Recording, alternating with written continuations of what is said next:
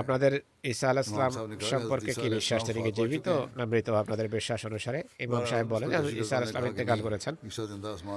যাই হোক, তখন সন্ত্রাসীরা বলে যে না, ঈসা আকাশে জীবিত আছেন আর ফিরে এসে দাজ্জালকে বধ করবেন আর মুসলমানদের সমস্যাগুলির সমাধান করবেন, এই আশা নিয়ে তারা বসে আছে। এরপর সন্ত্রাসী জিজ্ঞেস করে ইমাম মাহদিকে। ইমাম সাহেব বলেন হযরত মির্জা গোলাম আহমদ কাদিয়ানী আলাইহিস সালাতু ওয়াস সালাম ইমাম মাহদি এবং প্রতিশ্রুত মাসিহ হিসাবে এসেছেন। সশস্ত্র ব্যক্তিরা এসব কথা শুনে শেষের দিকে বলে যে আহমদরা মুসলমান নয়, বরং তারা কাফের। এরপর তারা ইমাম সাহেবকে মসজিদ সন্নিবেশিত আহমদিয়া সেলাই কেন্দ্রে নিয়ে যায়। হযরত মসিহে মউদ আলাইহিস সালাম এবং খলিফাদের ছবি ছিল সেখানে।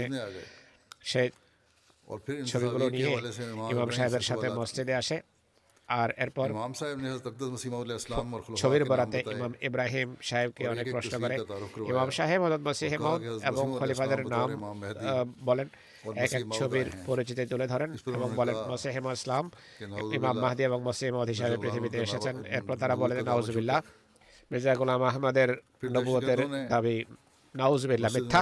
এরপর সন্ত্রাসীরা মসজিদে উপস্থিত নামাজদের মধ্য থেকে শিশু, যুবক এবং বয়স্কদের পৃথক পৃথক ভাবে ভাগ করে। তখন শিশু, যুবক এবং বৃদ্ধ আর মহিলাদের 70 থেকে 80 ব্যক্তি উপস্থিত ছিলেন। পর্দার আড়ালে 10 থেকে 12 জন মহিলা নামাজের জন্য উপস্থিত ছিলেন। বয়স ভিত্তিক বিভাজনের পর সন্ত্রাসীরা বয়স্ক আহমদীদেরকে বলেন তারা যেন মসজিদের